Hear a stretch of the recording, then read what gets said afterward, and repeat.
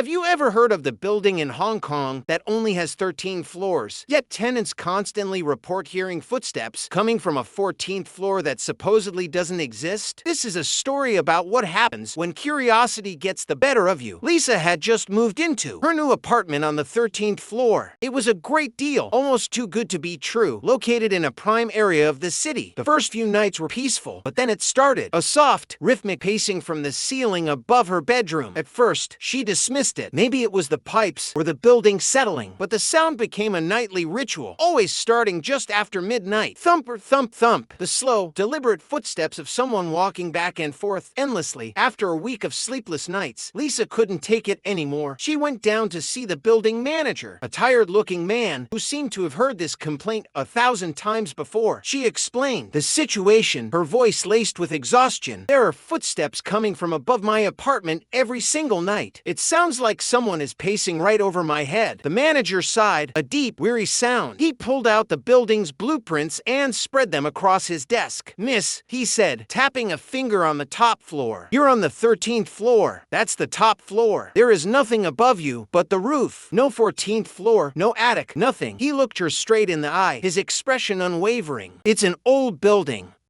The sounds you're hearing are just the structure expanding and contracting. Nothing to worry about." Lisa left the manager's office feeling more unsettled than before. He was so dismissive, so practiced in his response. It felt less like a reassurance and more like a warning. She knew what she heard. It wasn't the building groaning. It was the distinct sound of human footsteps. Determined to find an answer, she decided to investigate on her own. That night, instead of trying to sleep, she waited. As the clock struck midnight, the familiar pacing began.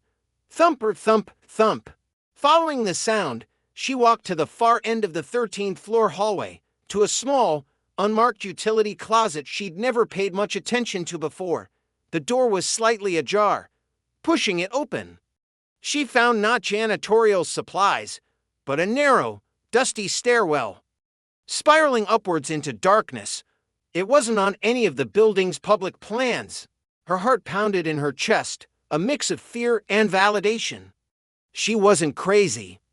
There was something up there.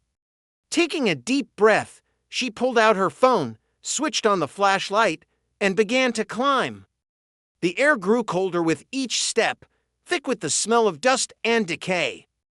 The concrete stairs were cracked and uneven, and cobwebs brushed against her face. After what felt like an eternity, the staircase ended at a small landing and a single, grime-covered door. A tarnished brass number was nailed to it, 14. And below it, another plaque, Apartment 8C. The door was slightly open, a sliver of darkness beckoning her inside. The pacing had stopped. An eerie silence now filled the air. Against her better judgment, she pushed the door. It swung open with a low, mournful creak, revealing a room shrouded in shadow. The beam of her phone's flashlight cut through the darkness, landing on the walls. Her breath caught in her throat. The walls were completely covered in photographs. Hundreds of them, pinned up like a grotesque gallery. They were pictures of people. Men, women, all with expressions of pure terror on their faces. They looked like missing person photos, but candid, caught in a moment of sheer horror. As her light scanned across the macabre collection, she realized they were all taken in this very room. Her eyes landed on the most recent edition, a photo tucked into a corner, still crisp and new. It was a woman, probably in her late 20s, her eyes wide with fear, her mouth open in a silent scream. The picture was dated just 1 week ago, and as Lisa looked closer, her blood ran cold. In the background of the photo, standing just behind the terrified woman, was a tall, slender figure. Almost completely obscured by the shadows, you could just make out its long limbs and a faint, distorted smile. Suddenly, a loud click echoed from behind her. She spun around. The door to apartment 8C had swung shut and locked itself. Panic surged through her. She rattled the doorknob, but it wouldn't budge. She was trapped. Then she heard it. the soft scuff of a shoe on the floorboards. Right behind her, it was the same sound she'd heard through her ceiling for nights. The pacing had not stopped, it had just been waiting. A low, raspy voice whispered directly in her ear, a voice that felt ancient and full of malice. Another one who came looking. 3 months later, a new tenant moved into Lisa's old apartment on the 13th floor. He got a great deal on the rent. For the first few nights, it was blissfully quiet. Then, just after midnight, he was awoken by a sound from the ceiling. A soft, rhythmic pacing. Thump, thump, thump. Up on the hidden 14th floor, a new photograph had joined the collection on the wall. It was of a young woman with terror in her eyes, trapped forever in apartment 8C. And every night, she walks.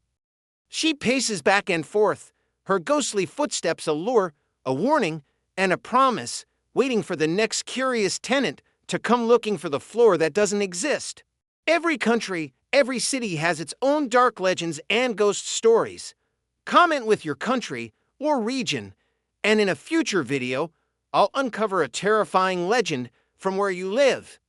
Thanks for watching, and if you enjoy a good scare, make sure to subscribe and turn on notifications so you don't miss what's coming next. Sleep well.